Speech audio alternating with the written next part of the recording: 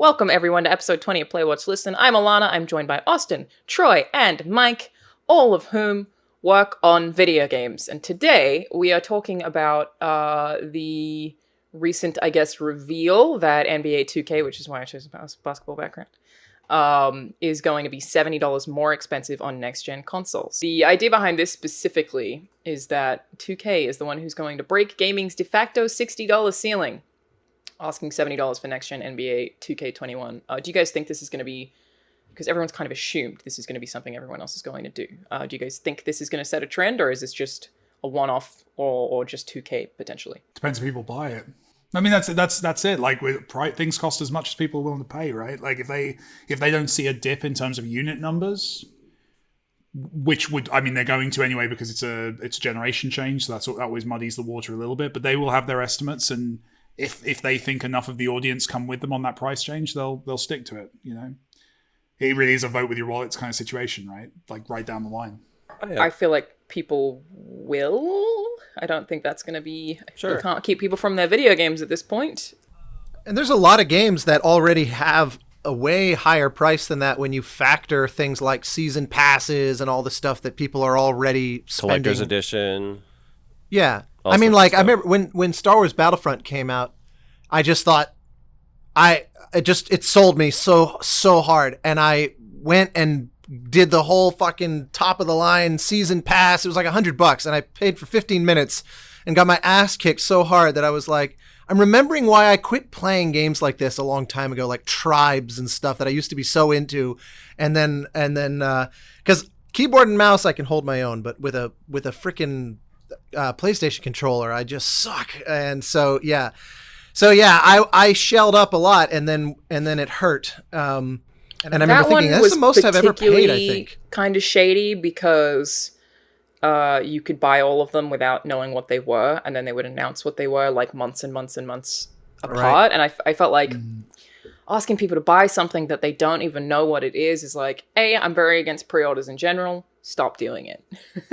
But why? B, like, especially when it comes to it, I just think Why? You're giving a multi-million-dollar corporation money for a product that isn't even complete yet. Correct me if I'm wrong, though. I want to comment also on the price thing too, but two-parter. Mike Bithell, truth or not, if there's like a high level of pre-orders for something, then that could potentially mean that the team, maybe the budget gets increased so they're able to do more things than they weren't originally, or that their scope of the game could increase, or that their timeline could increase and stuff like that, based upon it's like, hey, your pre-orders are a harbinger for where we think your ultimate sales will go. So that's not just like giving a multi-million-dollar corporation, but it's actually benefiting the dev, right? Yeah, I mean, it's similar to the Metacritic conversation of like, is that the player's job to like help me in my day-to-day kind of thing? No, it's not, right? Exactly, yes. But you're right. No, it does factor in, and you will often find, we'll get more time, we'll get more marketing support. And I think players often will be like, I don't care if they're getting more marketing support, it doesn't really matter. But obviously the more people play a game, the more money goes into it. Theoretically, the more kind of DLC, sequels, all of that kind of, you get more of the stuff you like. But I'm kind of with Alana that like, it's kind of not the player's job to help me out on that. Like, but you also said vote with your wallet, right? Like, say again, sorry? You said vote with your wallet. That's voting with your wallet. That's like absolutely voting with your wallet. I think if people are like, yo, Cyberpunk looks awesome. I really love this team. I really want to see them be successful. I want this game to be the best thing ever. That what I've seen so far, I am willing to, in faith, because we do the same thing. You don't know if that game's going to be good when you buy it. The timeline of when you show your act of faith is irrelevant, because either you do it 6 months before, a year before, 2 years before, or the day of release. You still don't know if that game's going to be good, and you buy it regardless. And then you can get rid of it if you want to, or at least you used to be able to. I think that, and I don't want to suppose that like digital editions, collector's editions, because that became kind of the new trend. It's like you can get the digital collector's edition. So you may not get a statue or a steel box, but you're going to get some extra bonus in-game features because you got a collector's edition, and maybe you did a pre-order of that as well. I don't want to assume that there's no cost to the dev for that, because somebody still had to, even if it's just a skin, someone still has to do that. Like, so there is a cost to that as well, but it's not a hard cost like going to Triforce or whoever the other collectible. Why am I drawing a blank? Who's the Alana? You should know this. Gentle Giant have done a couple. Gentle Giant. I don't think Triforce does them anymore, you know? Yeah, I think they're done. That's why as soon as I said that, I was like, those guys have been doing this for like years. But what's the main one? They're Sideshow. Sideshow. You know, if you did like the Joel and Ellie statue back there or something like that, then there's a much bigger high cost and a hard cost to that. But back in the day, CDs cost X amount. There was a fixed price for when a CD came out. Same thing for a DVD or a Blu-ray. There's a standard price for that. If it was a new release, it was going to be $24.99. If it was a CD, it was going to be $12.99. That's the cost of a CD. Games, by and large, have always been the same way. It's always been that $59.99. It's $60 for that game, and we've even included that in our vernacular. That's not true now. What's the price of a game? Which game? Which platform? Are you talking free? 99 cents, $3.99, $69.99, $49.99. There's like this huge open market now for prices. So game prices increasing, some game prices increasing is logical. And like you said, people will either buy it or they won't, but people are already spending that money. But if I don't want to pay $69 for a console game, I'm not wanting for titles for less. I can get other games for less. Well, I think that's why NBA is a very good test, because it has a built-in guaranteed audience annually, right? Would be a great FIFA 2, which I still feel like FIFA should be free to play, and it's crazy that it gets away with that many sales in a year. Oh, it's nuts. Because FIFA's also just like done so much damage to EA, and that they're like, why haven't you made FIFA money? How can we figure out how to get this game to make FIFA money? And I feel like that's why we lost Dead Space. But anyway, Mike, do you think that there's any justifiable reason that a next-gen game would be $10 more expensive? Like, is there any development reason that is, or is it literally just marketing? I mean, games cost a lot more to make nowadays than they did at the turn of the last generation. Well, but there's two versions, right?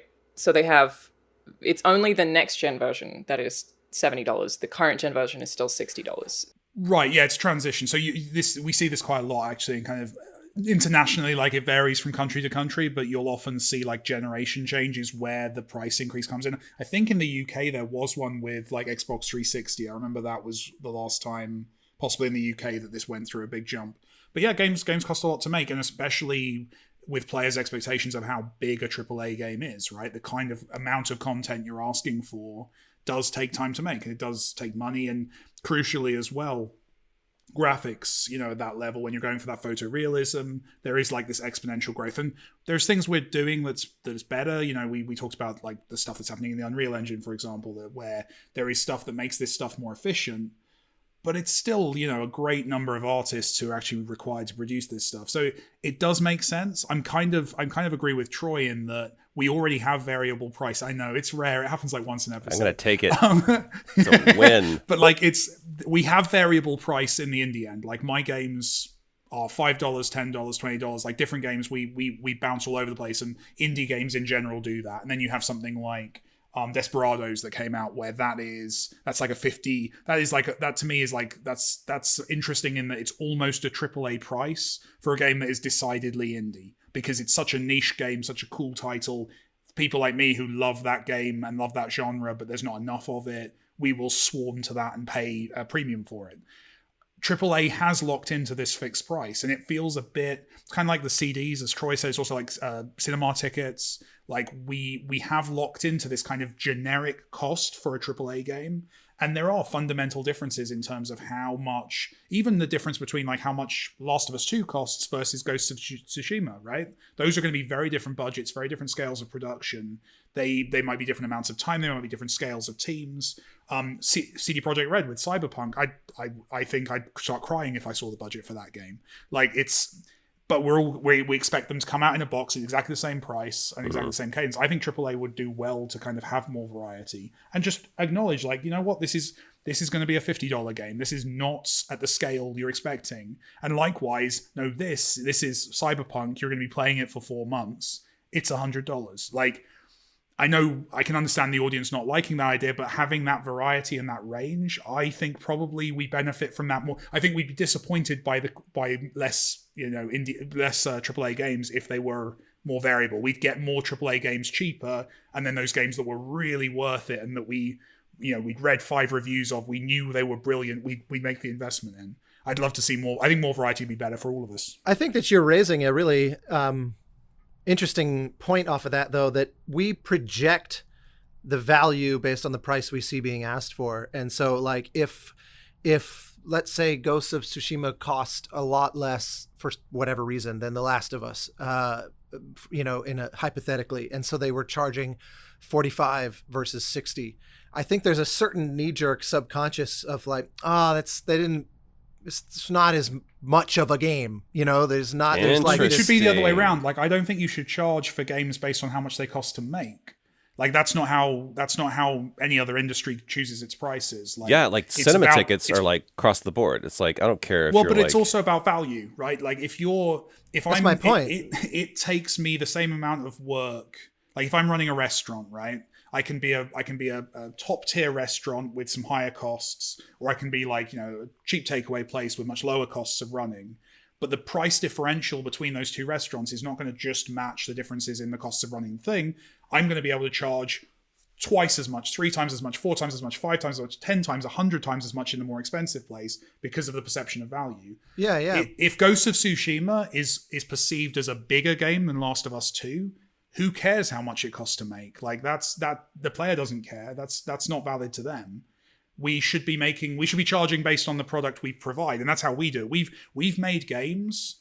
Is this true? Yes, we've made games at $10. I just have to always catch myself. I think we've released games at $10 that cost more to make than games we sold at $20, because the $20 game, we know that there's more need for it, there's more desire, there's a perception of value, and also the $10 game we need to sell to more people because of XYZ. So there's lots of inputs. But yeah, that very last, how much it costs to make. That very last point was going to be the kind of slight pushback of there's always that dialing up and down between what's better in this instance, more customers at a lower price point or fewer at a higher price point, because people will fall off with every dollar increase. Like Alana was saying, with especially territories outside the US, you're gonna find a much greater variability of what people are willing to stomach in terms of costs. The US seems to be able to broadly sort of inflict a lot of heavy prices and still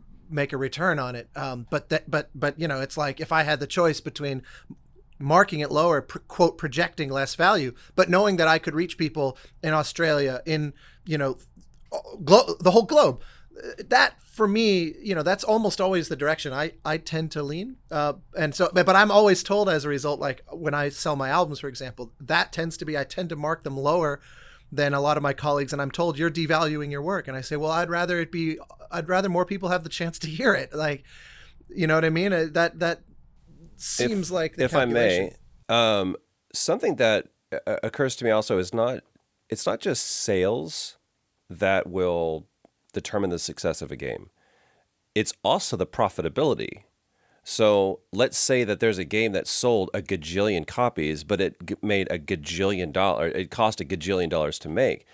The price of the game or how much it sold that to that publisher is going to be like, so the game that like you take like an Inside, where it's like, I have no idea what their budget was, but we always come back to that as like, it's a perfect game or whatever. But as far as like cost to make versus profitability, that's what's going to keep that studio being able to make more games. It has nothing to do with the fact that they sold at $69, $49, $29, whatever. It's the cost versus the profit. And that's what a publisher is going to be able to go, we will give you more dollars to make more games. Also, the other factor here is lifetime, right? And that's the big one that different companies handle differently. Like, you've got a company like Nintendo that will release a game, and you're never going to get a Nintendo game cheaper than the day it launches. Like, or you really eventually don't, huh? Maybe. Say again? Yeah, but you're right. I hadn't thought about it, but Nintendo games really don't go on sale a lot. Never. But they've done that, and they've done that for decades. And that's why, you don't wait on a Mario. You don't go, oh, it'll be cheaper in 2 months, because no, I'm always going to have to pay that. If I want the Nintendo quality experience, I'm going to pay. That's a luxury good, right?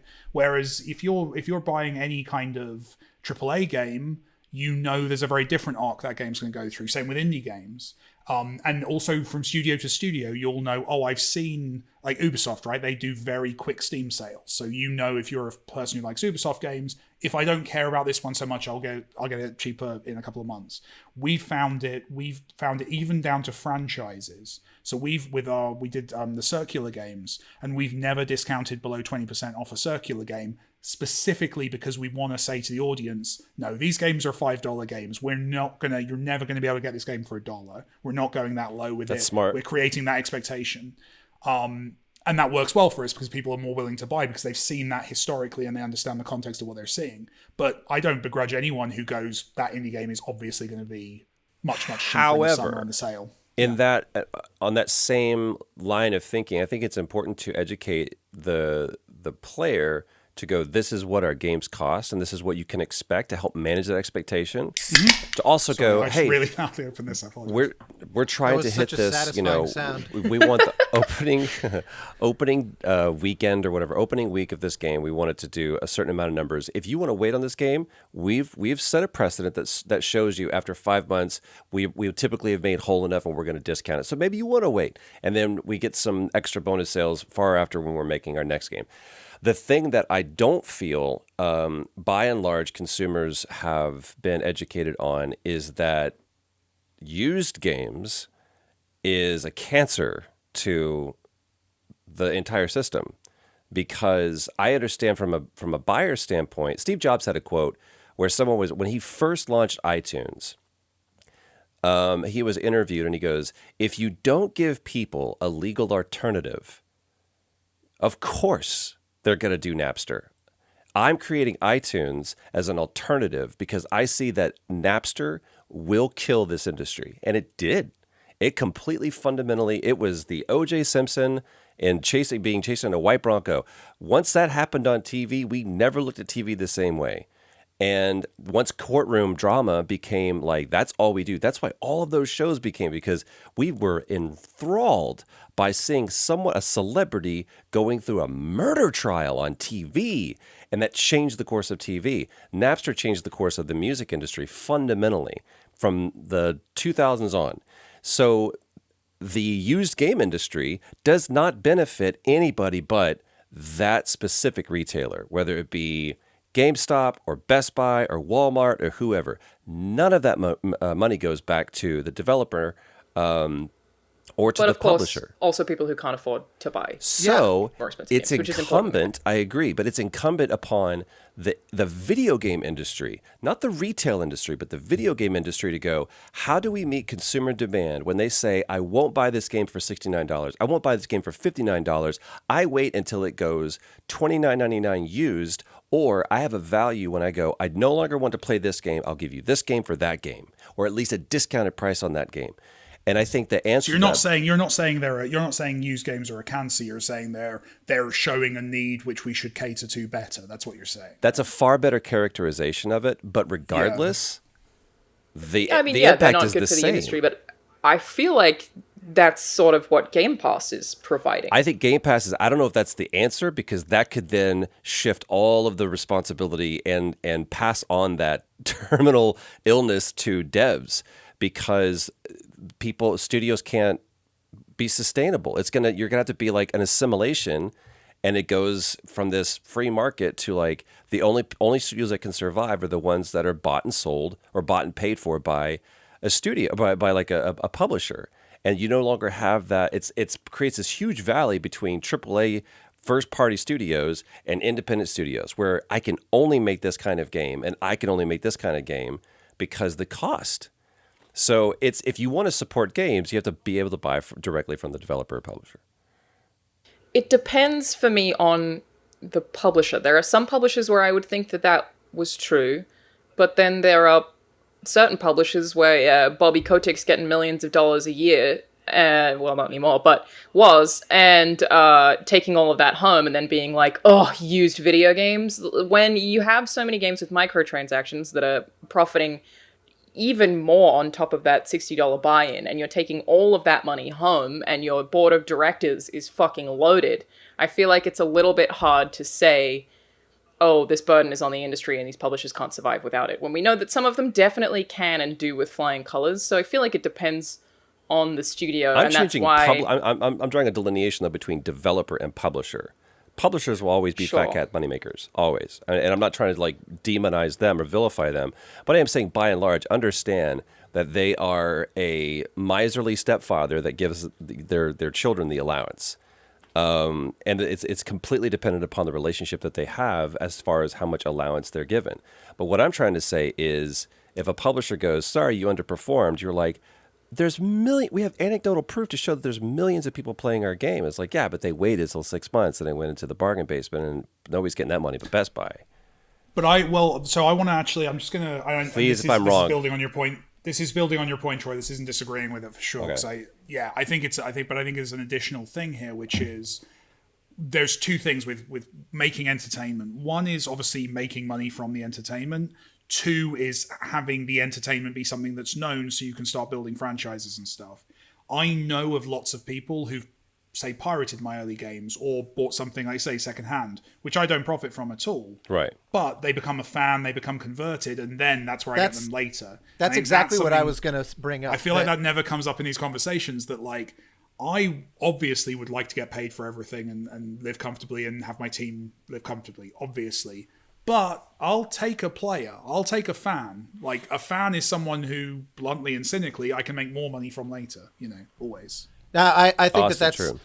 I think that's there's a lot of musical parallel to that. I think that's the basis for a lot of bands sort of saying, we will essentially give our music away for free online, or effectively free through Spotify and that kind of thing, in exchange for the loyalty of folks that would show up and buy a t-shirt or go to a concert, because that's where the market has shifted to, the experience. And to me, that the used market, I think it's too harsh to call it a cancer, because, like Alana said, it's providing a need that is sort of unique, that I don't know that a Game Pass or something could potentially take care of in the way, like in your Steve Jobs analogy. But if someone discovers your game and then they sign on, that's on the whole a net gain for sure. Plus, I remember once I was approached by a tech company, I'll leave it there, a non-game making company, asking if I was interested in collaborating on some music related tech R&D. And I said, I have a bunch of really wacky ideas. But they are not likely to make you any money. I said, I have some ideas that are probably going to be a little out there and strange. And they said, we're a tech company. If it makes people need to use a computer in any way, it's serving the ecosystem, and that's all that we need. Like, as long as we provide continuous demand, because they are ultimately a hardware company. Like, we were working on software stuff, but they said, as long as our chips are out in the world and haven't being needed, it doesn't matter if this particular thing turns a profit. And that's kind of like how I see the used game. It's like you keep people playing games. It serves the big picture. And understand this, when I say it's a cancer, there's a lot of things that in our society, it's like, holy shit, did you know we used to smoke like fucking crazy, right? And all of a sudden, Surgeon General had to go, all right, here's the truth. This thing is actually really bad. So if you want to do it, that's okay, but understand that there's an impact to you doing this. And it became incumbent upon the system to be able to provide a stopgap so that the consumer is informed and understand you still have the option to do it if you want to. But I don't think it's the consumer's responsibility to fix that. I think it's the industry's responsibility to go, guys, this is our problem. And fortunately, this is an industry of professional problem solvers. We have literally the most brilliant minds that create puzzles as a hobby and as a vocation to go, This is a big boss battle that we have to fix. There is clearly and especially in an economic downturn, those typically are 100% an opposite, right? So as a economy declines, need for entertainment soars. So that's why there's more podcasts that have jumped up in the last 4 to 5 months. I think it's something like 750,000 new podcasts, is because people are like, I need a distraction, or I need information, or I'm stuck at home and I need something to fill up this time.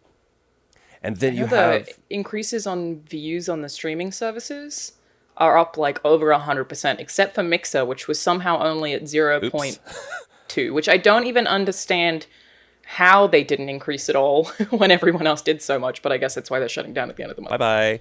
But I'm just saying, talk about I want to make sure feedback. that I'm very, very clear that I'm not faulting the consumer, the player, the buyer for trying to seek entertainment in the most viable way for them. I'm not faulting anybody there. What I'm saying is that there's an impact to the industry for doing that, and if you want to support games, then that may not be the best way to do it, but it's incumbent upon the system to fix itself, and not it's the monarchy to fix the kingdom, and not the proletariat. I think that's fair.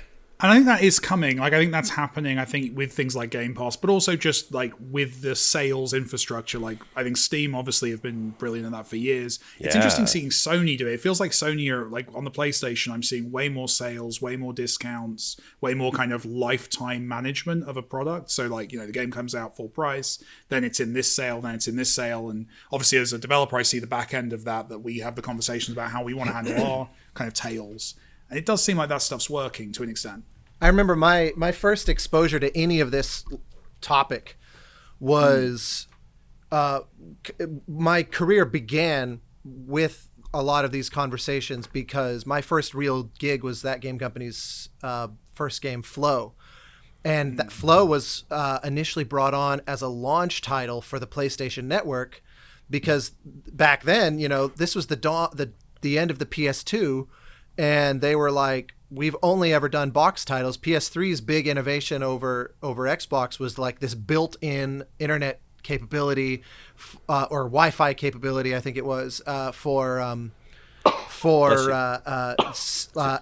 coupling that rather with having an online store that could sell these super cheap games, because that wasn't a thing. You know, it was Steam really wasn't even a thing. And because I remember that, you know, Flow winning at GDC downloadable game of the year, and how even just 2 or 3 years later, how incredibly pointless that category seemed. Such a silly title. That's so funny. And yeah, it was, but because there was this differentiation, it was kind of like saying indie game of the year, except I've never understood labeling Flow, Flower, and Journey as indie when they were completely financed and owned by Sony.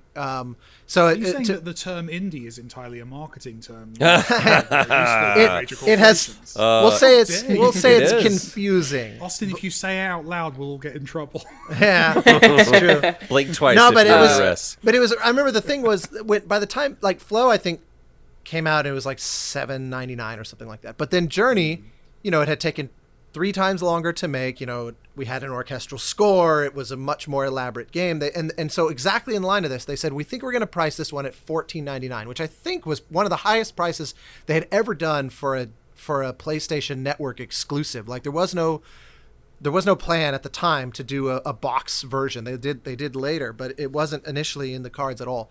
And so $14.99 was represented like, because the perception was, what? $14.99 for just data? Like I don't get a book and a box and a thing to put on my shelf. Like a file is not worth $14.99. And I remember this especially showing up because they said, we're really excited to release a soundtrack album.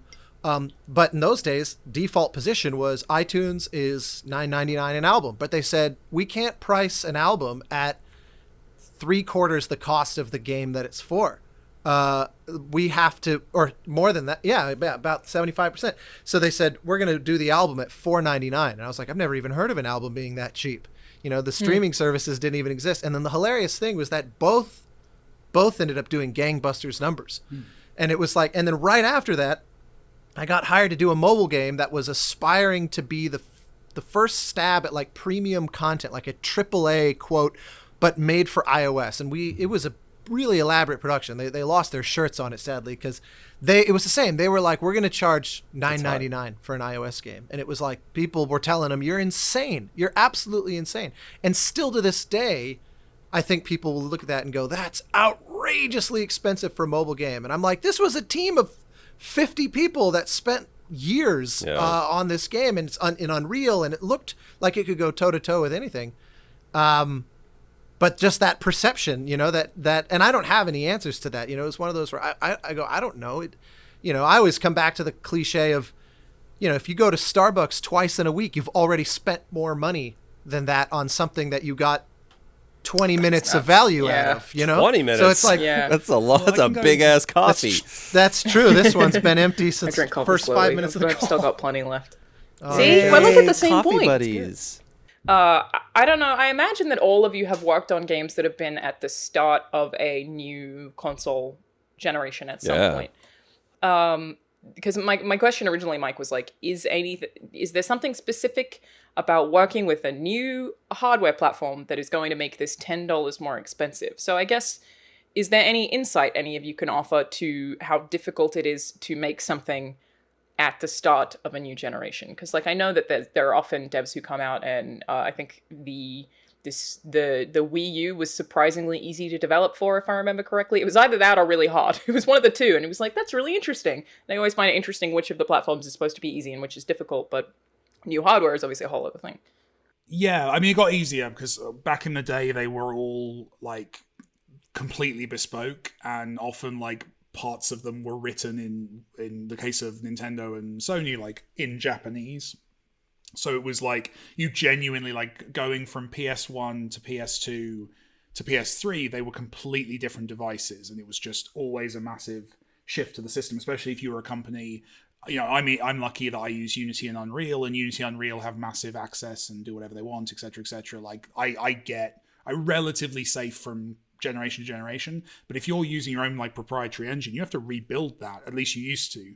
Nowadays it's better in that basically all the consoles are just PCs. Fundamentally they are PCs. There's a lot of essentially stuff you have to plug into. I'm trying to think of straightforward words for it, but you have to plug into whatever the OS is, whatever their platform is, but it's much more straightforward, so that's helpful. But it is tricky. I did a launch title for Google did a VR headset called the Daydream, which I think lasted for about 9 months. Yeah, no, it's fair enough. We did a launch title for it, and I literally, I think a month before launch, I was flying out to San Francisco to fiddle with essentially because they were still figuring out all of the software and firmware for the system. And I was literally in Google's offices. Interestingly, their offices are a level in Watch Dogs 2, which was weird when I played Watch Dogs 2, because I was like, I've been here. I looked for the IGN office because we're really close to Ubisoft office, and they didn't put it in. It's like, garbage. That's an intentional slight. I feel like, I was going to say that would have been an interesting kind of controversy. They should have made a bad media company. It would have been funny. They had memed it somehow. Well, that was the thing. So the Google office, there's a couple of different Google campuses, and obviously there's all the stuff in Watch Dogs 2 where they go to the big Google campus. But the Google office that I was in when I was doing that stuff, it is the location of in the story. There's an evil corporation building home security. It's like a home security management system, and you go into their campus, and it's just this. And if you don't know it's Google, it's just a nondescript campus, but it's definitely and the interiors are right. So someone who worked on that went to the Google campus. It doesn't matter. Took photos, presumably. And or had a good memory. Just curious, which way is the bathroom? If I was just look around, it was weird. It was weirdly well produced. Anyway, but that's my point. Is there's a lot of additional R&D essentially with a console jump, especially to the companies that aren't using Unreal or Unity. So your first party, obviously, there's lots of R&D just in general. With the AAA studios, they usually have their own kind of internal engine. Again, they're gonna have to rebuild all of that from scratch. The platforms are good, they do tell you information beforehand. you'll get invited into Sony's offices and get like a 5-hour demonstration of like everything and how everything Does Sony works. give it? Say again. Does Sony give the demonstration? He doesn't give it to the likes of me. But they'll walk the devs through, and they'll give you that kind of awareness of what's coming up and what the features are, so you can kind of tailor your game to it. But yeah, if you're building anything new, it's going to be hard. I don't think that necessarily justifies a price jump, because obviously as a business you're looking at new platforms and you're weighing up like, yes, it will cost us more R&D, yes, it's more risky, but there's not going to be many games at launch, and we know it's going to have a big marketing push, so actually it's worth that extra cost. So I don't think it's like a one-to-one kind of, this is $10 more work per unit. But I think what's more, if you want to make the case that game development is more expensive, that does work, but that's more to do with just long-term. People want more pixels, people want higher frame rates, people want more assets on screen, bigger worlds, more story, more polys, like all of those things cost money to produce. But I've never liked that as an excuse for price hikes, because I think bluntly the most profitable games right now are free-to-play games. So that was basically the hypothesis I was trying to get to, was that don't buy that this is... No, not that. I don't buy that this has happened for the justification that the public, I think they assume that they are going to assume is, well, if we do it for next gen, they're just going to think it's better, it's more expensive, it's like a higher quality product. But I don't imagine it is tangibly $10 more expensive a unit for them to actually make that port. But I wasn't positive either. Sorry, Troy, I think I cut you off. Oh, no. I was just going to say, I thought Mike said he wants more asses on the screen. And I was like, yeah? Hey, play Ghost of Tsushima. We can all get behind. Yeah. That's the only thing I'll say, and until the embargo. That is not a qualitative statement. That doesn't tell us if they. No, it didn't say it was related to us. It just said play it. Yeah, it's the IGN headline tomorrow. We always have to have one per episode, right? there's I can tell you that but the ratings leaked that anyway. You do see man ass quite frequently. John Wick creator says he wants more asses in games. That's what the headline. I like how he's now the John Wick creator. Yeah, John Wick creator. Just giving him that. Did I not add the hex? Chad would not like that. Move aside, Chad. Yeah, exactly. John Wick hex. John Wick. John fucking Wick. That was your line. That was your line. I got to say your line, the first fucking line. John fucking Wick. I was like, to get back to value, yes, I think please. that's a really interesting thing that comes up when it comes to game reviews specifically as well. And this is a conversation that I feel like I have with people a lot is, and we may have discussed this on the podcast before, is how subjective value actually is. So a lot of people will say, well, like, why don't you just say, buy it at this rate? Don't buy it at this rate. And every single time I'm always like, I don't know you. I don't know how much you think $5 is. Value is so subjective that it's almost a useless qualifier, and that you can't do the buy this now thing because I don't know what your finances are. I think I might have spoken about this last week. Like, I'll spend $1,000 on a Batman statue, but you try to get me to buy a dress over $100, and I'm like, what? A pair of shoes? Can you buy me a Batman statue for $1,000? I'd love that. Well, I'm probably not going to do that. Alana, why not? Have you ever heard me... I love that you're saying that value is subjective. Have you ever heard me say the phrase, know your worth and fuck your value? I haven't. Let me think about that for a second. Saying ever. I need to know what that means. So, very, very briefly, I was talking to a friend of mine, and she was talking about how hard it is to date. And I said, she was like, you just don't understand like what it takes to show your value to people that you're trying to date. I was like, well, you need to know your worth and fuck your value. Because like if you look at gold, its value, depending upon the stock market, depending upon economy, depending upon if we're at war or not, whatever, the price of gold is just constantly doing this. It looks like an EKG. But its worth, its true worth, is found that there is no other element in the entire universe that is better at harnessing and conducting electricity than gold. And that is its inherent worth. In the universe. And that never changes. So value, its perception of what its cost is and what it should cost to have some of it, is constantly in fluctuation. But its worth is literally eternal. And it's the fact that that thing was blown out by a fucking star eons ago. So that's why I always say you need to know your worth. And fuck your value. Your worth is what's internal and inherent. Your value is external and doesn't fucking matter. Well, yeah, because value depends on what other people think of something right. worth. But I don't know how to relate that to video games, but it's very beautiful. Thank you. This has just been if we could deep know thoughts that with a game had like an empirical value, that would be Or amazing. or just an inherent worth. What is the inherent worth of games? I could make this relevant. Watch this shit. Utterly subjective, though, right? Like that's Mike, with you're really goals, quiet. not so much. Oh, look at that. Troy's exited. I don't know what's happening. Just What's audio or live things, you know? It Am just I too happens quiet? a lot. You got quiet just suddenly, actually. Yeah, it's for me too. Mike is also might noticeably just be quiet. Zoom critiquing my feedback and thoughts. Yeah, Zoom might just be being a dick to us. It's possible. Zoom's like, this guy talks a lot. He's got I can control everybody's volume. I just want to let you guys know that. Troy's I've been just like... Is that why Austin's basically mute? That would track. No. I believe that completely. Austin, have you worked on any games that were at the top of a new console generation cycle?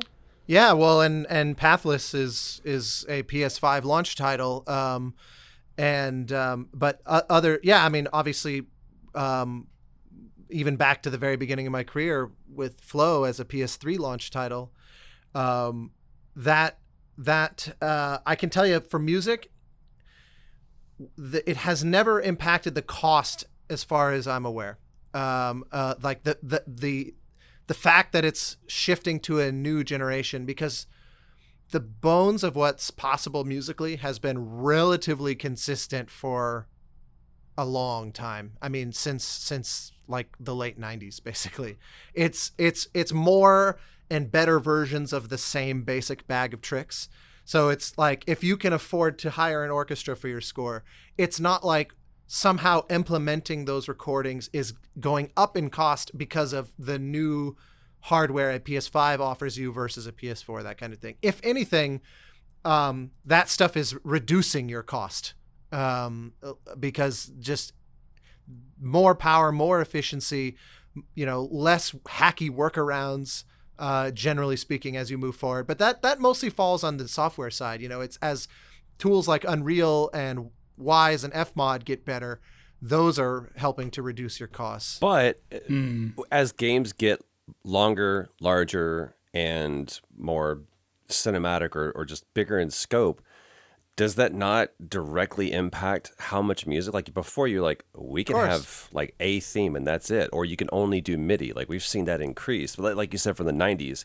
But I would think you're like, oh, we were going to only do 20 minutes of music. Now we need 200 minutes of music because it's just wall to wall. I actually have had that happen before. I feel like I probably shouldn't say what you game, should. But do it. But I've definitely had do one. it. Look at these enablers.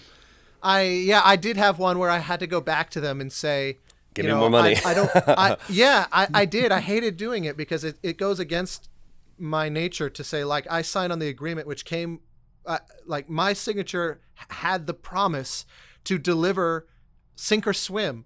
And because I understand that games are hard to make, sometimes scope gets out of control. Sometimes, a key member of the team has to leave for personal reasons and blah, blah, blah. There's a million things that can really challenge the development of a game. And I don't like to be the guy that says, well, look, I know that you've had to add 6 months to your schedule because of things out of your control, or just because you're dedicated to making this as good as it can be.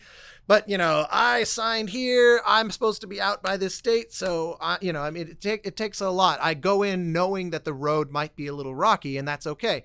And so it was a very emotionally daunting. I waffled on this for months because I was looking and I was going, I'm on track for this score to be 300% what I signed on to do.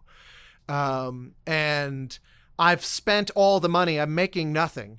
I've spent all the money on the production costs. And even with that, I still need more to be able to just deliver what I think the game needs, because the game's scope, it's such a better game. Like, this was one where the scope increase absolutely was justified. And they weren't mismanaging. It wasn't a scope increase because they couldn't keep their process under control or things like that. They just found through iteration a better version that happened to be substantially larger than the original. And so, yeah, that was one where, but that's, again, just to Alana's specific question, I wouldn't chalk that kind of thing up to a console evolution. That has nothing to do with the hardware. It's just game development, really. So, but that's the only time I've ever had that happen. There was another game I did, I will say this one, Absolver, where I did deliver about twice as much music as I was contracted to. But it was the same, and that was one I didn't ask for anything additional on that one. You know, they treated me well, and it was Devolver was the publisher, and I liked working with them and the company. It was their first time making a game. It was their debut title as a studio, French developer, that I just adored working with. Everything about that experience was really positive. So I was like, don't sweat it. Like I wouldn't have even brought it up. You know, it was just on the flip, just as a little anecdote tangent. I did have this once happen. I feel like this is another one I should probably not say who it was, but this was a publisher that is a very deep-pocketed publisher, and this was one where the contract actually said there was an extensive period of negotiation up front to try to figure out how much music the game was going to need, and they had a pretty good sense of what their scope was, but it was so huge that it was like it could vary by, if a 5% change would mean many, many, many hours worth, because it was one of these that swung with a wide berth. And so they said we have a per second of music rate above the contract that we want to hold you to. And I have no idea what's going on there. I'm Troy. fiddling. I'm sorry. It was a noise. So, sorry. Everyone was very startled. You're so He bored. hasn't spoken in a long time. Yeah, it's been hard for him. Like I'm a fiddler. I'm over here I've got a little fiddle. I'm fiddling, and I fiddled, and I had to take off the wrapper from my. I'm sorry, Austin. I will yield my time to the chairman. No, well, the end of the story is simply that this was one where they said, any amount over the contracted amount, even if it's justifiable by scope increase, is going to come with a price tag that we hold each other to. Like, they were doing as much to protect me as to protect themselves, to say, scope increase has to come with a very quantifiable price tag so that we feel that. And it was the only time I've ever seen it that it was literally quantified down to the second of music.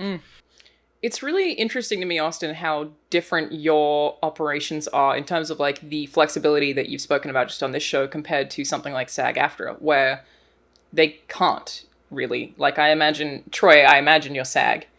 I feel like you aren't allowed to be flexible on like, well, I'll do this part for free and we'll charge slightly more for this. Like, you seem to work with them extremely flexibly. Are there no like union rules that say for every hour you must get paid this much? Because you seem to have a different approach to pricing with every single game that you work on. Are you talking about me or Austin?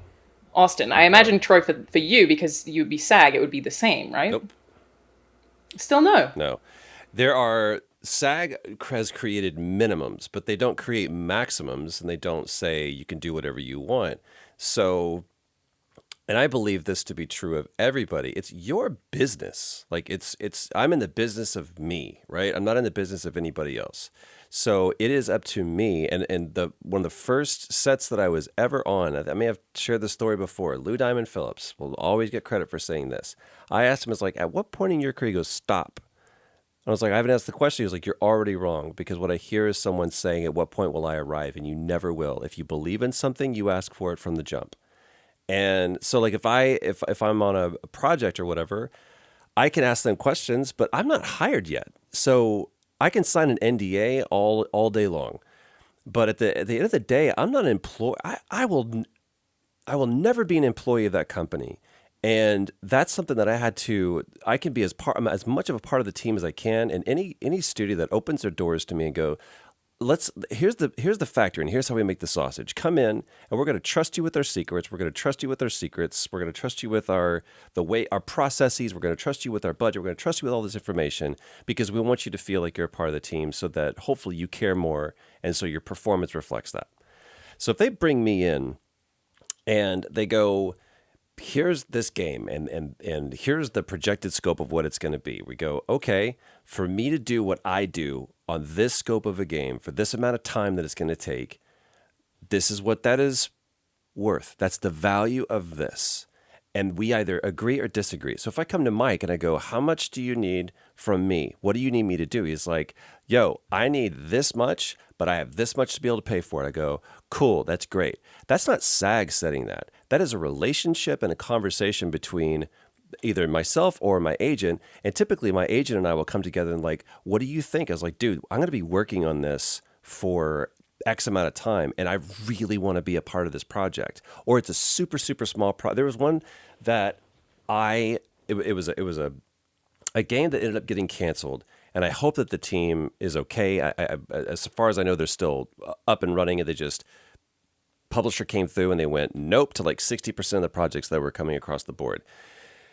And I took the project not because of the money, nor because of the cachet of the title, but it had everything to do with this. Like, I've always wanted to play this kind of character. And this person said, no audition, here, we will give you this. And I went, that's great. And my agent was like, we should be asking for this much money. It's a lead character. And I was like, I don't care. I will go make that money somewhere else. I really just want to be a part of that. SAG has nothing to do with that. They don't. So SAG only plays into it as far as minimums are concerned. When it comes to, if you want to do this is the bare minimum that you must pay.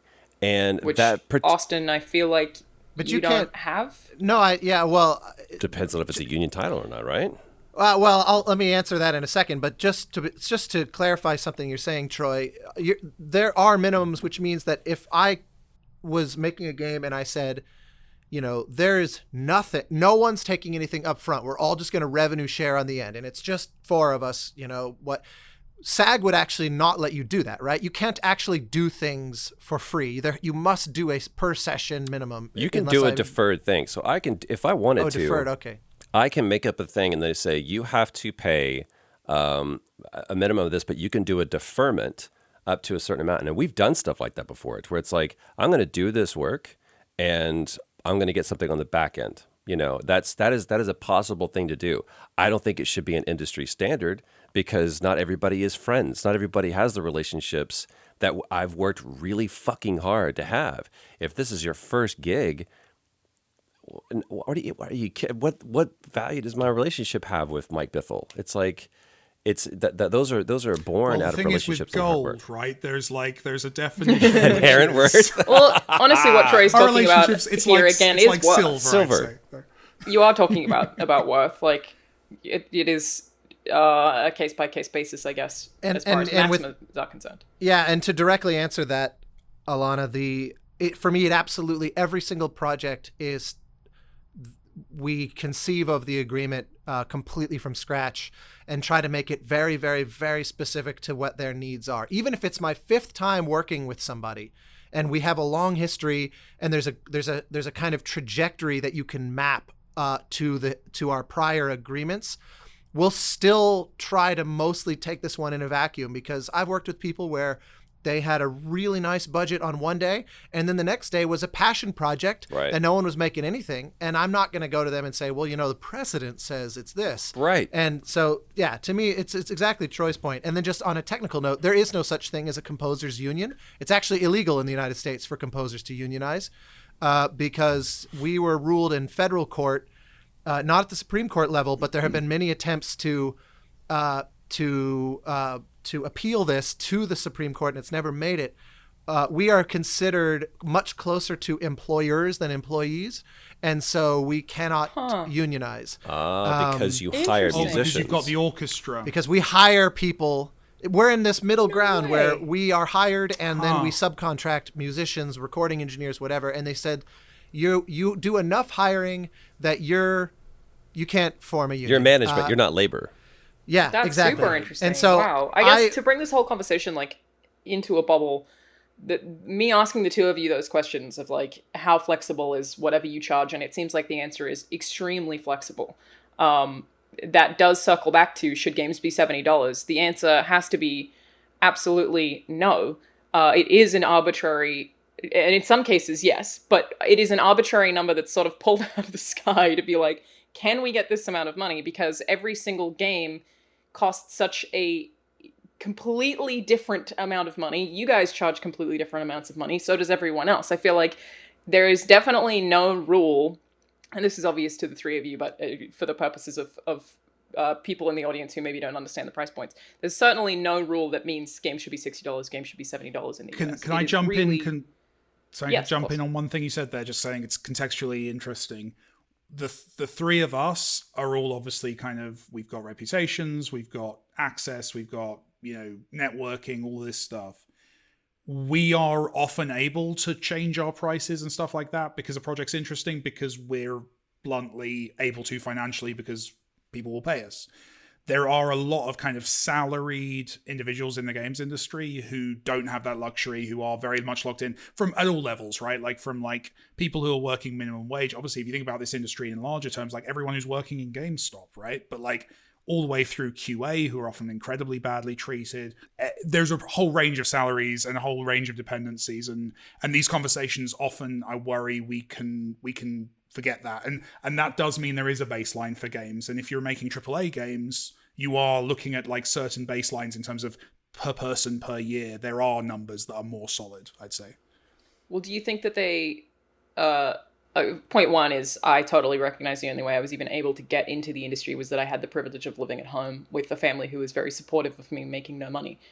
Because my first 2 years I didn't make any money. I was writing for free, and I would borrow money from my parents to fly to events or whatever to be able to cover games, and then pay them back when I could from my shitty casual job. So I would not have been able to do that at all if I didn't have the enormous privilege of having a very supportive family who were willing to help me financially. It just wouldn't have been possible. And I feel like I try to speak about that as much as I can. Things are not necessarily impossible for everyone. I could not have done that without help. But the second point, do you think that means that where a studio is concerned, they do. I already know the answer to this. They look at the amount of people they're employing and what all their salaries are, and then they look at how much money they need to make. But I don't feel like that buys into the $60 thing when every single one across the board is $60. Every single game is $60, regardless of the amount of employees. Oh no, it's defined by the market. Yeah, for sure. It's defined by the market. I think if the audience tomorrow decided to stop spending $60 on AAA games, they'd be $50 the week after. It is always going to be defined by the market. They think that they can get away with $70, and they're probably right. In the same way as with indies, this is happening slightly in the indie space. We're definitely getting a bit bolder with our pricing on the indie side as well. You can see, if you look at your median indie games, yes, there's lots of stuff that's incredibly cheap, but if you look at the prestige indie games, you're seeing those numbers creep up a little bit. And they didn't. They were trending down for a long time. It does feel like maybe we as an industry across the board, from indie to AAA, feel that the audience is willing to pay a bit more. And ultimately, whether or not we're right on that will define whether we are a business. I think these calibrations are always going to happen. What's interesting about the console shift is it is this watermark which they will use to try a new pricing structure, and maybe it'll recalibrate, back down again. But ultimately, they will charge what you will pay. That is fundamentally how. I guess it's capitalism, right? But that's why I think that it's the reverse of what you were suggesting, Alana, where you were saying, we look at our costs and then say, therefore we must charge this much. I think it more often works the other way around, where they will say, this is the most number of people we can hire and the most amount of time we can spend, because we know we will invariably be charging $60. And if we sell this many units, that's why you won't go rush out and hire 250 people for a project just without having any sense of, you would never make a decision like that blindly, because you'll never recoup that cost. You'll never even make it to the finish line. So I think it's the budgeting that's being driven by the inevitable price point and not the other way around. Does that mean when you're pitching a video game, which I believe maybe you've all been a part of that process, that Mike's the only hard no. already have an idea of how many units you will sell at the pitching point? I've always seen that in the pitch decks where they look at comparable titles and they say, here's a game that's kind of like our game. It's like realtors when they always drive around the neighborhood and see how much this house down the street charged, and it had similar amount of renovation done at a similar amount of time, and you try to build a catalog of similar. Why am I answering this, Mike? You're the guy to be talking about this. No, I just like that we all smirked because we all remembered the exact same story that we can't say on the show. That was man! But Yeah, no, it starts with that. Like, it genuinely, most conversations you'll have, yes, obviously you want to show your passion for the genre and some cool art and whatever. But no, the question most publishers most want you to answer is, how much does it cost to the player? And how many units do you think realistically you'll sell? Because ultimately, those numbers have to, it's simple multiplication. Those have to cover the cost of production. And they will argue with you on both. The reason they want to know price as well is that price does define content in terms of the player's expectation. I mean, there will inevitably be people who, I think everyone watching this will have a sense of what a $20 indie game should have in it. And what that vibe is, what a $10, what a AAA game. AAA is weird in that it has all coalesced around this one price point. But if I said to you, starting tomorrow, some AAA games are going to be $100 and some AAA games are going to be $40, the audience would be able to decide which ones felt right at those different price points, right? They would have an inherent sense of where that should land. And publishers are the same. Publishers know. And I've had conversations, I think I brought this up on a couple of shows ago, but like I've had conversations where they've been, we like this as a $20 game, but could you take it to a $60 game? And they're not talking about just what price they're going to stick on it. They're talking about scale of content, theme, whatever, will it have multiplayer, those kind of decisions. But yeah, it's always speculation, and especially when you're looking at like sales numbers, often that's very optimistic and you don't necessarily know where that's going to land. But on the publisher's side, they're going to go away with those numbers, and they have analysts, they have people. This doesn't happen by accident. They're not guessing. They will go away and they'll do the numbers and the statistical analysis, and they'll go, we think this game will sell exactly this number of units. And that will be a number that the publisher knows internally. They don't usually share it with you because obviously that's a useful proprietary piece of information for them. And if you're making your game and you're like, we need 6 months more, and you go back to them and say, can we get some more money and keep going for 6 months and release it later? They're going to look back at that number and they're going to go, it's not worth 6 months. No. Or yes, it's worth 6 months. And they're within their rights to do that, right? But that also speaks to pre-orders, because they're like, you know what? We weren't sure. The Last of Us is a perfect example. Sony had no idea. They had all of this data and evidence to point to the fact that because it was Naughty Dog, based upon all of Uncharted's success, this is probably what it was going to do. But it was a gamble, and they had to pitch and pitch and pitch to Sony to get that game greenlit. They weren't just like, because we're Naughty Dog, we're going to make whatever we want. They're like, you make Uncharted. Like, you're doing a brand new IP that is completely out of your sphere, and you want us to put how many dollars into it? And then all of a sudden that trailer comes out and they're like, okay, now, yeah, you can slip. We actually, if you'll just, you finish the game, and we understand that you guys need more time, so we're going to give you this much time. So, I mean, that's that, and that was based upon the audience response and how many pre-orders that game got. They were like, this game's going to do better than we think it's going to do. But that's not a guaranteed thing, and that's with Naughty Dog. You take a studio that could be their first thing, or it could be like, we're a smaller studio, and we've kind of done this. I always bring up the example of Eli Roth with Cabin Fever. And Cabin Fever, he did for like, dude, $250,000, I think. He did that thing on a bootstrap shoestring budget. But the profitability of that movie was so great that they were like, all right, we're going to give you a big thing. And that's how we got to do Hostel. So the jump in that, it was like, you've proven yourself here with your 5 talents or 10 talents. Now we're going to give you 100 talents. It's that kind of, sometimes you need that, not just budget, but you need the profitability. And a lot of times that perception and that the game that you can make is voted on by people and their wallets, and them doing that in faith. I remember when Journey came out, most people, obviously it was very well received. And to your Naughty Dog example, no one had any clue how well it was going to be received, because we just thought, this could easily be mass maligned as pretentious garbage. And literally until the day of release, I had no idea what to expect.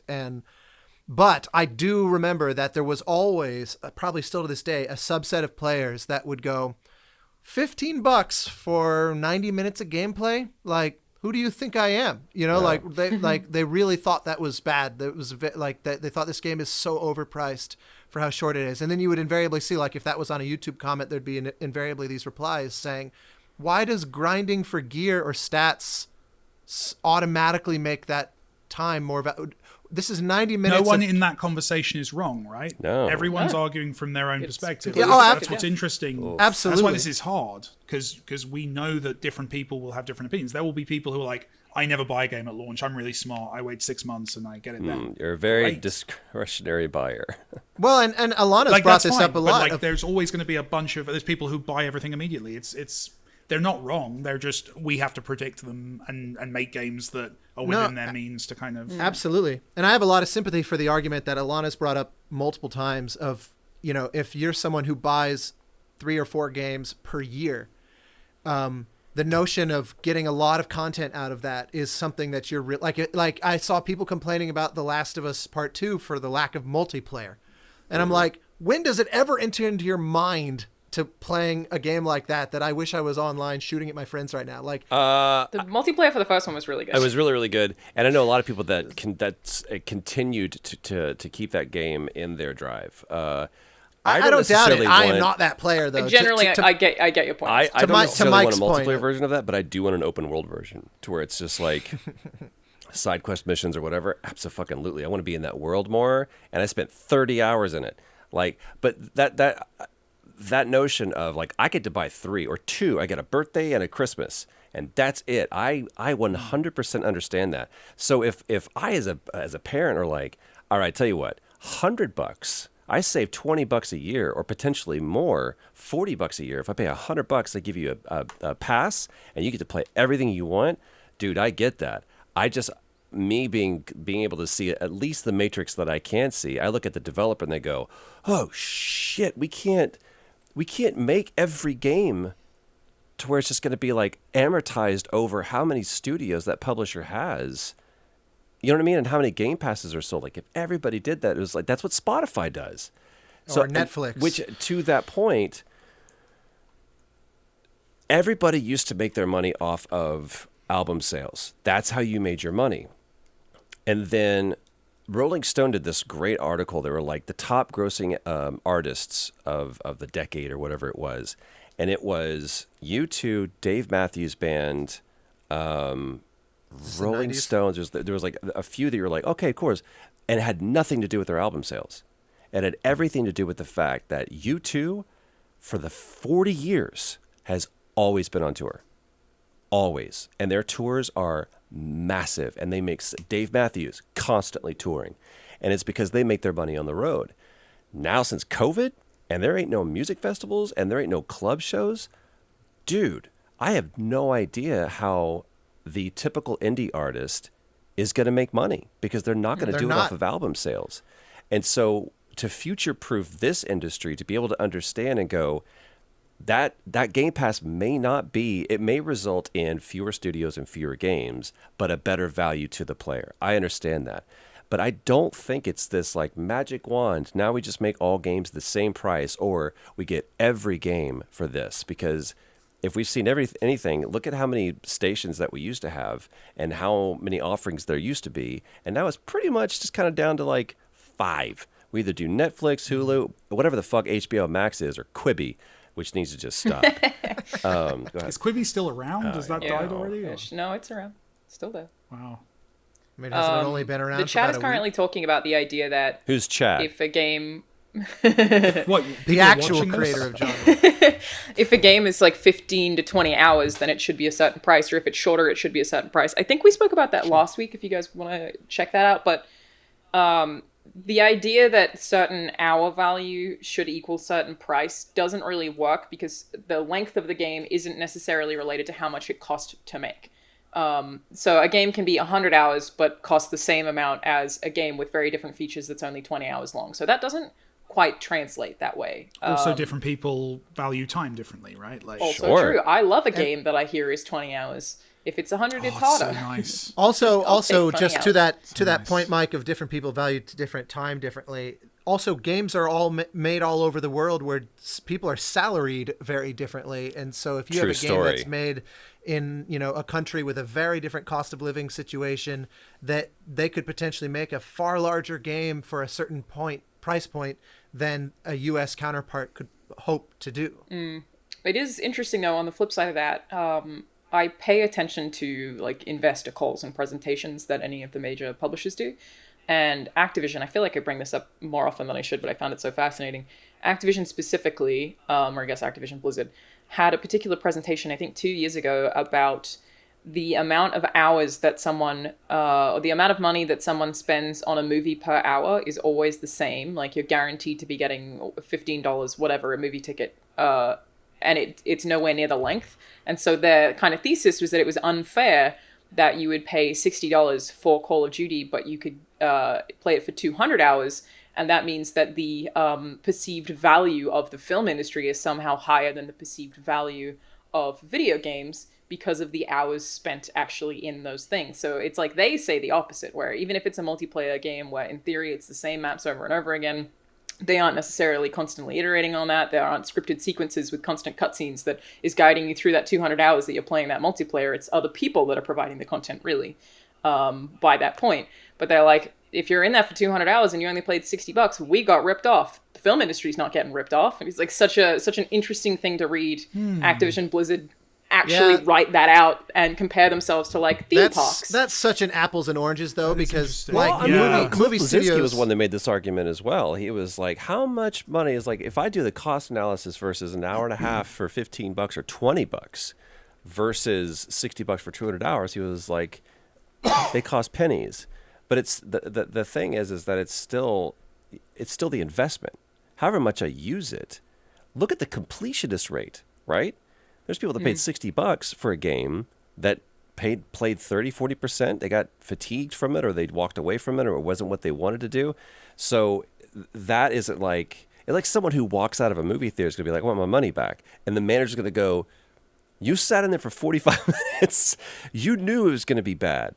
You know, if they're like, hey, the projector broke or there was a problem here, it's like, we understand and we'll do that. I'm using some anachronistic analogies right now that people are like, what is this film house? Oh, this podcast is not going to age well. And then my 8-track broke in my Pinto.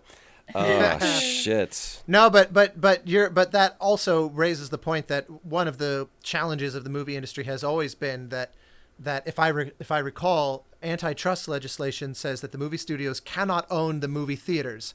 And so there's always been a little bit of a challenge where the theaters to survive have to charge a certain amount, and remarkably little of that it carries over to the movie studio that's actually made the movie. Massive in games as well. What do you mean? And no one knows this.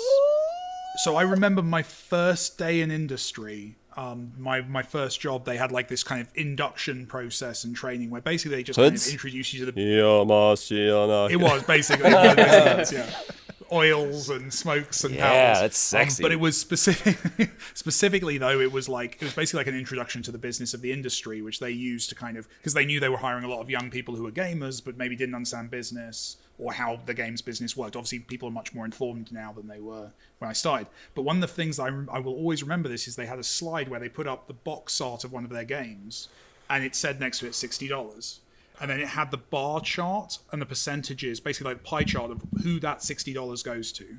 Right. And it's like, you've got the distribution, you've got the store, you've got the salary of the person who sells it at the till, you've got the platform holder. Platform holder makes money from every game sold on their platform. You know, every PlayStation game it's like $5, whatever it was, $5 to $7. It's something like that. It's like a licensing thing, and also they control the printing in a lot of cases. I don't know if that's still true. It was true before. Basically, it works out on a $60 game, if I remember right, and this was years ago. Basically, and then obviously, the publisher, not the developer. And then to the developer, I think a $60 game used to be about $5 to $10 to the developer of that game. And that's fascinating. And what's also interesting is that's somewhat true on if you buy it online, if you buy it on Amazon, you're still paying for, Amazon, obviously, you're taking a big chunk of that, but a different chunk. If you buy it online, the money works differently, because if you buy, it's a digital copy, a digital copy of that game cuts out a bunch of the middlemen. So you're in a weird position where probably I make more money from selling a $10 indie game on Steam than Naughty Dog, if they were independent, I guess, would make from Last of Us per copy. Which is weird, right? And that's where these economics, it's like an extra layer of craziness that kind of really messes with all of these expectations. It actually means that, and that's why obviously every game company is trying to get you to buy your games digitally rather than physically, not just to avoid secondhand sales. It's more because they are cutting out so many middlemen in that process that $60 you're paying for a game you're buying through PlayStation Network is putting a lot more money in the pockets of the publisher and the developer than the version you're buying at GameStop. And that's another aspect of this, that there are so many layers of this stuff that ultimately the number is so vacuous and weird. And I think so. Is it true that also, I remember once having a conversation with someone, I assume this was at Sony, but I can't remember, talking about the economics of console exclusives versus those that aren't, because you raised a really good point, Mike, about Sony will make money off of everything you buy from the PlayStation Store, whether it's an exclusive or not. And therefore, when they're figuring out what the budgets and the pricings would be for a console exclusive, there's actually less pressure for those games to be profitable as you might think, because if they encourage sale of the console, that means then I'll go buy Assassin's Creed on a PS4 or PS5 because that's my console now. And those games can actually help keep it going much more effectively. The role of a game like The Last of Us or an Uncharted or even a Journey or whatever is to just keep you invested in the console. Yeah. And that the rest are actually what are paying and for get you everybody. buying PS Plus as well. Yeah. Like, I don't know. Which is the other thing. It's much more valuable to me as a platform holder to get you onto a subscription than it is to sell you a game. That's why you can see that with Xbox, with all of their... Am I right in saying all of their first-party stuff is in Game Pass? Is that right? I think it is now, yeah. Gears they are now launching all of them on Game Pass. Because selling you a game for $60, they get $60, they never see you again. That's why they're also on PC. Subscribe. They just want you to subscribe to Game Pass, which is also on PC. But hasn't that always been kind of the thing? Like, Sony has always been hardware and Microsoft's always been software. Like, or is it the other way around? To where it's like, because if that's true, that would be a big shift for Microsoft to be like, we'll give away our software. But like, Sony has always been hardware driven. I feel like they shift a lot depending on who's in charge. Honestly, I don't feel like there are that many consistent. I think the reality is nowadays, I think no one's hardware driven.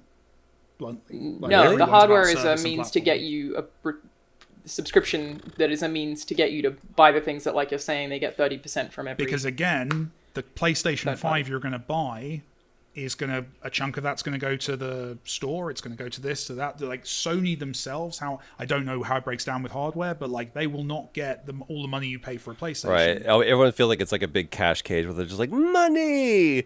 No, I understand that. And I think it was... I mean, don't get me wrong. It's a medium-sized cash cage. Sure. But the cage exists. Yeah, the cage exists. It's just not as much money as you think.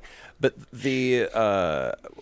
I think it was something like the first PlayStation 3, maybe, they knew that they were going to lose their ass on the hardware for like the first 3 years. It was expensive anyway. It was super expensive. The backwards compatible one, it was absurd. It was like maybe like $1,000 in Australia. Oh, so that's like, it was that's nuts. Like I think it's $40.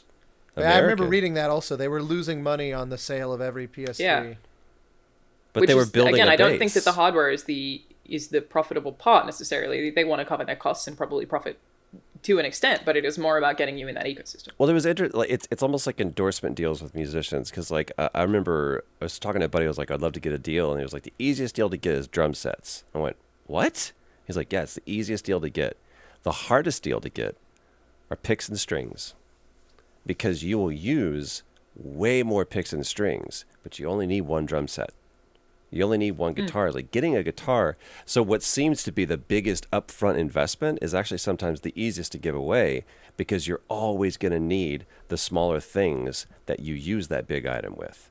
So I think that it's possible, like the hardware is the big drum set, but then the picks and strings are where we actually make all of our money. That's why you sell the hardware iteration 2 years after launch, because all of your chips got cheaper to produce. So you can actually start to turn a profit, or turn more of a... I think the last... I might be talking absolute nonsense, but like I think the last console that genuinely launched with a loss was probably PS3. I don't think that's been true. I don't think that was true of PS4 and Xbox One, I believe. Well, also, I think they did make a I think they made some profit on that. It's like games too, right? Like one of the reasons why it's so much easier to, and we talked about this as far as games being too long or too short or whatever, is once you build those assets, once you've built that world, once you've built that franchise out, you're like, it's so much more cheaper to just do a sequel than it is to build a whole new IP. Because you'd have to build, at least you get to reuse some of this stuff, right? It's the same thing with the hardware. Well, even if you're not reusing literal assets, you've already figured out mechanics. You've done a lot of the intellectual You've done the work, which costs a lot of money. You've standardized it. You've also done the marketing. You've got the noise around the platform. You've Hopefully, won I don't know. The fan war, I am not a franchise guy. I get to do one and done. Or I get killed. If you haven't beat Shadow of War, bye-bye. We've gone way longer than normal because it's a live episode. I figured I would just let us do that because of audio issues and all that nonsense. But there was one last thing that I kind of grand Austin Wintory this week. Austin, it looked like you were talking, but I didn't hear anything. You got Troy disease. I said I won a great big Austin Wintory this week. You did. You did. This is the biggest Austin Wintory of all time. Audio guy can't get his microphone working. But I wanted to end on the question that, and I don't want to misquote, so I'm just going to be vague about it. Absolutely paraphrase. Sean Layden basically said something along the lines of the industry as it is right now with the $60 pricing model is unsustainable because games have gotten so much more expensive to make. Does anyone have any hot takes on that? He's right if we keep making the same kinds of games on the same curve. Okay. So that's right now, that number that he's predicating that on is a presumption about continued growth of budget and production costs, but that's not necessarily it's true if we keep scaling up in the way we're scaling up, but you could theoretically stop. You could theoretically go, you know what?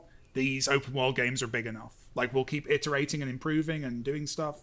We don't need to keep making our world is twice the size of the first game's world. Well, that's also... I was going to say, I think he's right insofar as what Sony is making while he was at Sony. I don't think that applies to all the games that do have microtransactions now, which is a significant portion. I think there's also, that's why a lot of things are going games as a service, right? There's a much better thing. It's like, if we like to make, again, one game, and that's what you're going to keep on your drive for them, that's GTA was that for me, man. That thing did not come out of my drive for years because I just continually played that thing. Play it every week. Yeah, still, I'm going to get back into that, man. I missed that game. I have time. If you ever want to join us at Funhouse, we're playing on Monday. Playing on Monday? Yeah. What time? Play GTA every week. I'm busy. Damn it. I can tell you that from the music side, it is so all over the place, even just within my career. But I think especially if you then add in all the other composers' careers, there's basically no give-ins even in terms of fixed costs because there's so many different ways to approach it. You can do everything with a computer. You can do nothing with the computer. You can do the whole thing by just pounding your hands on your desk and recording it, and then you're done, and record it with a cell phone that you borrowed from someone else. There's just literally, there's no floor. But to Mike's point of, there's also you could theoretically just keep getting larger and larger orchestras, but you're also but why? Right. And there's also so many different structures that are theoretically possible to a deal, even though in the AAA space, it tends to be a certain kind of work for hire contract where you kind of give all rights away and theoretically they compensate in exchange for that.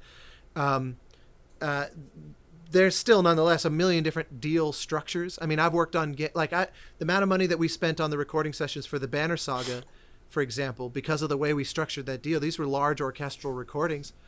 We spent more money on those scores than on games with substantially higher budgets because of the way we moved numbers around in order to achieve that. And so it's we started telling players that money equaled quality. We brought this on ourselves. It's a classic tech industry mistake that we basically said, buy the next console because it's better, the numbers are bigger, this game costs twice. Like, we literally have been using this game is really expensive as a marketing like sales line for years. We built that expectation. We told audiences that if they want bigger, better games, they're going to be more expensive. So that's on us ultimately. Like, movies don't do that. Movies, there's you have kind of some kind of buzz around movie budgets, but I don't know what the budget for like, you know, an Avengers movie is. I don't know what that's not being used as a sales technique. Like, we like to see that value on the screen. I see what you're saying, yeah. Huh. The only time I can remember that we care what it is, but like, it doesn't, like, I can imagine players probably would say, well, they should keep spending big budgets, they should keep making games bigger and better. But that's a very game-specific thing. We've taught them to think that way. The movies are the opposite. Smaller, better games. The movie industry actually works in many ways the opposite of that. Because I do a fair number of films as well, and I've looked up movies of mine on IMDb where the publicly listed budget is probably 5 times what it actually costs to make. Really? Because they're posturing up to say, you know, like, as they try to go, like, if it's an independent film and they're trying to sell to a distributor, they want to look as expensive as possible, and so they'll just outright lie and say, or they'll budget for, you know, in kind. They'll say, well, this actor gave us, you know, a day rate, but they normally would charge 10 times that, so we're going to go ahead and list the 10 times rate because that was an in-kind, you know, exchange, that sort of thing. And so, but then the reverse starts to happen as you get into the really high budget. Like, I once was, I'll leave details out of the story, but I was once at the table on an interesting film where they were internal conversations with, they were spending well over $100 million on this film. And then it ended up coming out, I did not work on the film, it ended up coming out and making it bombed hard. And so if you go look up the budgets now, it's like, oh, you know, 70 million, 80 million, because the company is trying to, for their investors and whatnot, they're trying to depress the loss that it looks like for them as much as possible.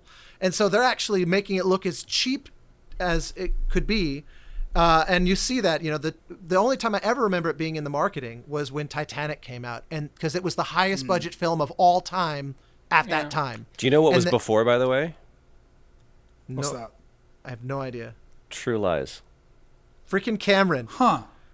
Expensive filmmaker, man. He spends his money well. And Abyss. But it's true that the perception of things like one of my big things that I used to use in pitches was that we all, like, a lot of our early games, people thought were more expensive to produce than they were, and that was something publishers looked for in us, was you can turn $1 into $2 on screen. That was something that had value. Steven Spielberg.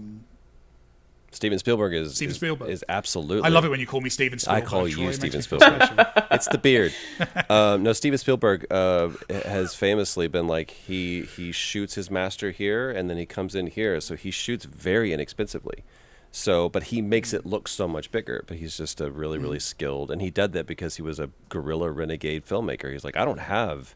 Olin Rogers is the same way, man. He knows how to make everything go up on the screen and look bigger than it really is, and that just comes from, I don't have much. I can make an album with this, and that's all that I have. Nick Drake making Pink Moon, one of the greatest albums ever, and he did that on a 4-track in his apartment. Being really cheap is also often a talking point. Like Primer, I always use as an example of a movie that I tell people to watch, and a talking point is always, it only cost $10,000 to make. Yeah, that is like a thing that you bring up when talking about a movie like Primer as an asset. True. Like, what they achieved with $10,000 is nuts. Yeah. But also, you should probably know that it was really cheaply made. I think, Paranormal so now that we've Activity. Fundamentally proven my point wrong, that people talk about money way more with games than movies. Yes. They shouldn't, right? Like, they shouldn't. We're done. It's not. I don't know. I think it's interesting academically, but like, I think we overemphasize it as a qualitative statement. So, you know, this game costs twice as much as this game shouldn't be something we worry about. Ultimately, it should be about the quality. Join us Austin, next week as Remy Ismail takes Mike Bithel's place. I was just like adding to that point of I think, if I remember correctly, the most profitable film of all time was Paranormal Activity, because it cost like $1,000, and made some outrageous, like, over 100 million or something. But yeah, that it really is rarely part of the conversation. And I tend to agree with you, Mike, that it is academically interesting, and as someone in the industry, you know, especially as I try to cater when working with somebody, you know, I want to make sure that I don't have blanket statements. Alana, do you need to run to the freezer and a steam room back and forth really quick? Way to bring it back, Ellen Maybe. DeGeneres. Let's get it through the screen. I muted myself. Please give me the Coca-Cola. Yeah, exactly. It's delicious and it saves lives. It does. It helps with asthma. Fun fact, any asthmatics out there, Coke helps. This is an interesting episode because I feel like we brought up a topic and then we discussed all angles of it and then we came to a conclusion, and the conclusion is it varies. Is this podcast becoming professional? Because that's not what I signed up for. Bite your tongue. No, I mean, we had that bit where I was laying down with a double chin. So not with your hair and beard. That's true. That's fine. True. We're going to be just fine. Thank you, everyone, for joining us live to celebrate 20 episodes. Thank you to everyone who supports the show. I really appreciate it. You guys are great. It's still super positively received, and I guess we haven't spoken about it, but the intention is to continue being weekly for as long as we can. Yeah. We'll see how that goes. Sorry about my audio uselessness. That was just so perfectly done because it just fucked up when you said stuff. Utterly perfect timing. Yeah. God damn it.